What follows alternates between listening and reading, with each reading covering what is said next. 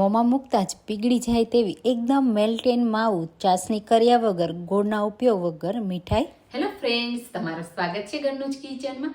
આજે આપણે બનાવીશું ને દૂધના માવો એકદમ નવી જ રીતે માત્ર 10 મિનિટમાં એકદમ ટેસ્ટી હેલ્ધી મીઠાઈ ખાવી હોય તો આ મીઠાઈ એકદમ બેસ્ટ છે અને 100% એકદમ પરફેક્ટ દાણેદાર બનશે. તો જો આવી મીઠાઈ ક્યારેય ન બનાવી હોય તો ઘઉંના લોટમાંથી આ મીઠાઈ જરૂરથી ટ્રાય કરજો અને મારી ચેનલને સબસ્ક્રાઈબ ના કરી હોય તો જલ્દીથી કરી લેજો, જેથી આવી નવી નવી રેસીપીઓ તમને દરરોજ જોવા મળતી રહે. તો ચાલો બનાવી એકદમ હેલ્ધી ટેસ્ટી મીઠાઈ. એના માટે આપણે 1 કપ રોટલીનો લોટ, ઘઉંનો લોટ આવે તે ઝીણો આવે તે મેં લીધો છે, સાથે 1 વાટકી બેસન. તો જે વાટકીથી ઘઉંનો લોટ લઈએ એ જ વાટકીથી બેસન લેવાનો છે. હજી મેં અહીંયા ઘી એડ નથી કર્યું અને ઘી એડ કર્યા વગર આ બંને લોટમાંથી જે કચાશ હોય તે બધી નીકળી જાય એ રીતે આપણે લોટને શેકી લેવાનો છે. તો જો ચણાનો લોટ છે એમાં ગાંઠા જલ્દીથી પડી જતા હોય છે, તો તમે પહેલાં જ આ રીતે શેકી લેશો તો પછી એમાં કોઈ પણ ગાંઠા નહીં પડે અને તમારે વધારે ઘીનો પણ ઉપયોગ નહીં કરવો પડે. થોડી જ વારમાં સરસ એવો લોટ શેકાવાની સુગંધ પણ આવવા લાગશે. તો લોટ ખાસ બળી ના જાય એ પણ આપણે ધ્યાન રાખવાનું છે. ગેસની ફ્લેમ લો જ રાખીશું. લો ફ્લેમ ઉપર આ રીતે શેકી લેશું. તો તમે આવી ઘઉંના અને બેસનના લોટની મીઠાઈ ક્યારે બનાવી છે કે નહીં મને કમેન્ટમાં કહેજો. અને હા, મારી રેસીપી તમે કઈ સિટીમાંથી જુઓ છો એ પણ મને જરૂરથી કહેજો, જેથી હું તમને થેન્ક યુ કહી શકું. હવે અહીંયા જુઓ, થોડી જ વારમાં લોટનો હલકો કલર ચેન્જ થઈ ગયો, આ રીતે લાઇટ થઈ ગયો અને બંને લોટ સારી રીતે મિક્સ થઈ ગયા. હવે આપણે એમાં એડ કરીશું 1/2 કપ ઘી. તો ઘી બહુ મેલ્ટ પણ નથી અને બહુ થીક પણ નથી એવું મેં લીધું છે. મિક્સ કરી લેશું. જો તમને વધારે ઘીવાળી મીઠાઈ પસંદ હોય તો અહીંયા તમે 1 કપ સુધી પણ ઘી એડ કરી શકો છો, પણ હું ઓછા ઘીમાં બનાવું છું એટલે હું અહીંયા 1/2 કપ ઘી એડ કરું છું. આ રીતે ઘી સાથે મિક્સ કરતા જશું એટલે લોટ સાથે ઘી સારી રીતે મિક્સ થઈ જશે અને લોટ જો કાચો હશે તો પણ સારી રીતે શેકાઈ જશે. તો આ રીતે આપણે સરસ રીતે મિક્સ કરતું જવાનું. 2 થી 3 જ મિનિટમાં સારી રીતે મિક્સ થઈ જશે અને ઘી પણ થોડું મેલ્ટ થવા લાગશે. તો અહીંયા જુઓ, હવે ઘી મેલ્ટ થવા લાગ્યું છે એટલે લોટનો કલર પણ ચેન્જ થવા લાગ્યો છે. હજી આપણે આ લોટને થોડી વાર માટે શેકવાનો છે એટલે જે આ ગાંઠા છે તે બધા છૂટા પડી જશે અને ચૂરમા જેવું ટેક્સચર આવી જશે.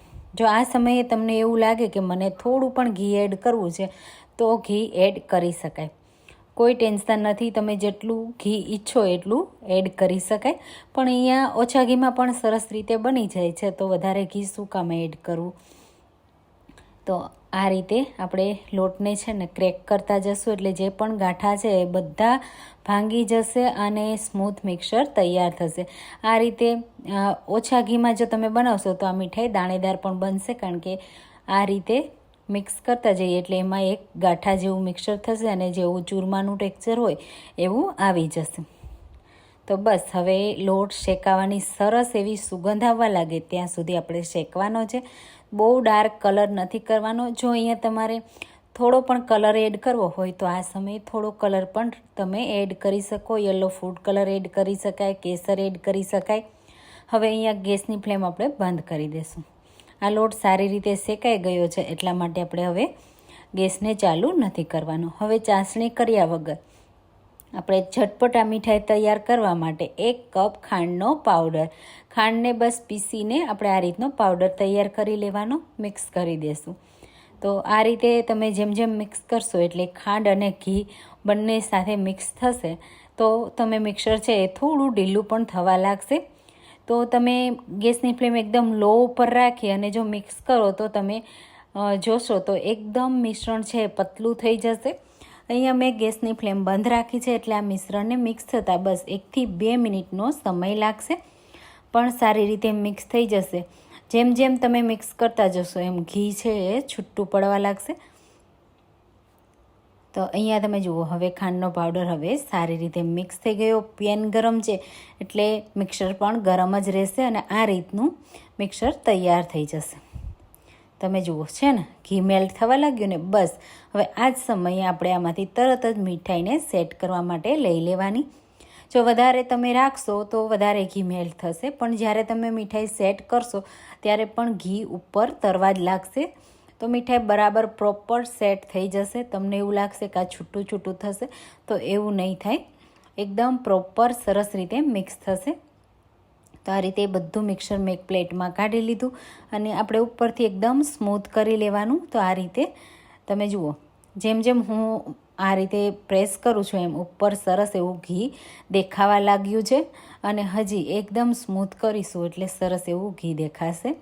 તો બસ એ જ રીતે આપણે એકદમ સારી રીતે સ્મૂથ કરી લેવાનું. તમે જુઓ અહીંયા મેં આ રીતે થોડીવાર મિક્સ કર્યું એટલે સરસ રીતે ઘી ઉપર થવા લાગ્યું.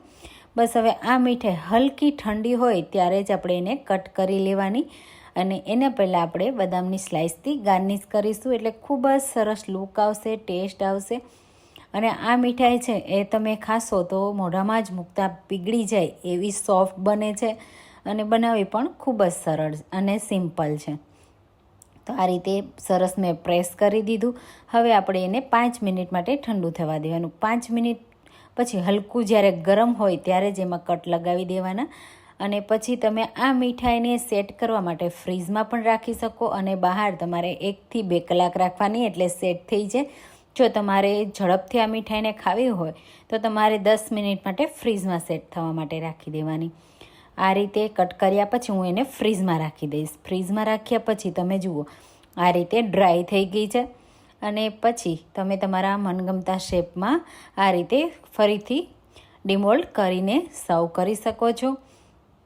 ખૂબ જ ટેસ્ટી, ખૂબ જ હેલ્ધી, મેલ્ટ એન્ડ માઉથ, મોઢામાં જ મૂકતા પીગળી જાય તેવી ઘઉંના લોટ અને બેસનની આ મીઠાઈ તૈયાર થઈ ગઈ છે. તો જુઓ અહીંયા તમે કેટલી પરફેક્ટ દાણેદાર બની છે આ મીઠાઈ.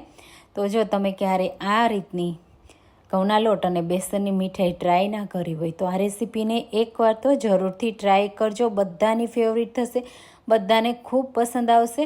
તો તમને આજની આ રેસીપી કેવી લાગી તે પણ મને કમેન્ટમાં જરૂરથી કહેજો. જો રેસીપી પસંદ આવી હોય તો આ રેસીપીને લાઇક કરજો, શેર કરજો અને મારી ચેનલને જો સબસ્ક્રાઈબ ના કરી હોય તો જલ્દીથી કરી લેજો જેથી તમને આવી નવી નવી રેસીપીઓ મળતી રહે.